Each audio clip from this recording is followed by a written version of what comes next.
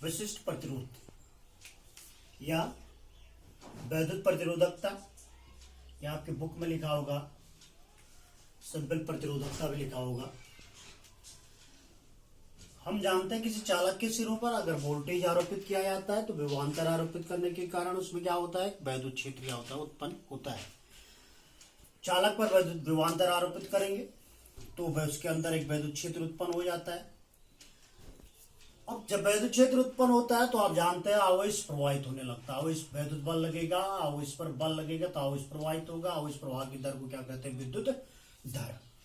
विद्युत धारा प्रवाहित हो जाती है तो चालक के प्रत्येकांक क्षेत्रफल से जो धारा प्रवाहित होती है उसे कहते हैं धारा घनत्व। तो सिंपल भाषा में किसी चालक का विशिष्ट प्रतिरोध वैद्युत क्षेत्र तथा धारा घनत्व के अनुपात के बराबर होता है। एक तो सिंपल परिभाषा ये होगी, किसी चालक का विशिष्ट प्रतिरोध वैद्युत क्षेत्र और धारा घनत्व के अनुपात के बराबर होता है। या इसको हम दूसरी परिभाषा के अनुसार पढ़ सकते, जो कि हम इससे पहले पढ़ चुके हैं कि किसी चालक का प्रतिरोध चालक की लंबाई के अनुक्रमानुपाती और उसके चालक के क्षेत्रफल के व्युत्क्रमानुपाती होती है। R is directly proportional L upon A. Directly proportional हटाया, बराबर लगाया तो rho L into L upon A, इसलिए rho equal to R into A upon L.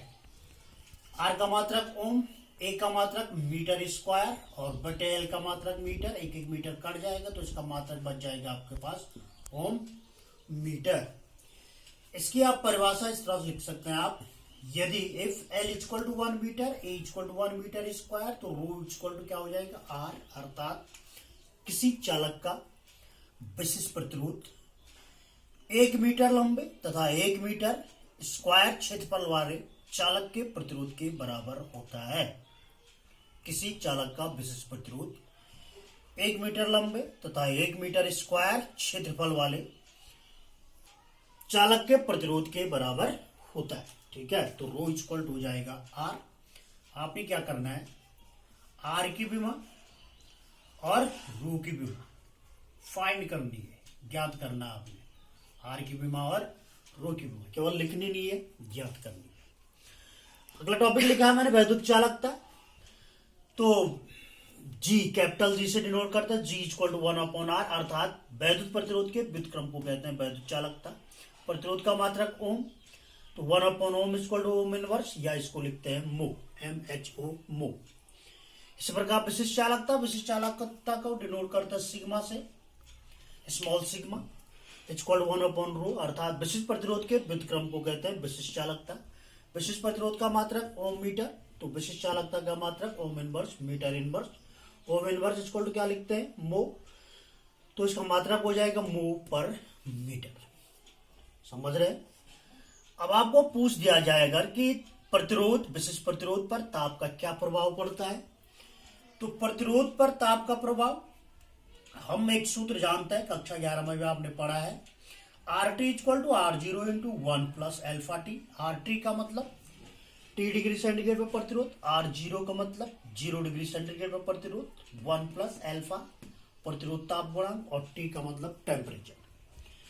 इस फॉर्मूले से सिंपल है कि प्रतिरोध is directly proportional to T. अर्थात ताप बढ़ाने पर चालक का प्रतिरोध बढ़ जाता है, और जब प्रतिरोध बढ़ जाएगा तो rho is directly proportional to R है, तो विशिष्ट प्रतिरोध भी क्या हो जाता है, बढ़ जाता है। अर्थात ताप बढ़ाने पर किसी चालक का प्रतिरोध और विशिष्ट प्रतिरोध दोनों बढ़ जाते हैं। जब प्रतिरोध और विशिष्ट प्रतिरोध बढ़ जाएंगे तो चालकता और विशिष्ट चालकता क्या हो जाएंगी, घट जाएंगी। समझ गए, चालकता और विशिष्ट चालकता क्या हो जाएंगी, घट जाएंगे। तो चालकों की बात हुई।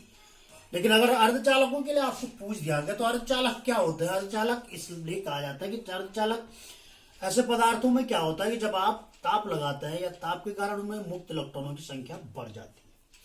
और मुक्त इलेक्ट्रॉनों की संख्या बढ़ जाती है, हमने एक फॉर्मूला पढ़ा कि R is directly proportional to 1 upon N. अगर एन बढ़ जाएगा तो आर क्या हो जाएगा, घट जाएगा। तो अर्धचालकों में चालकों के विपरीत होता है।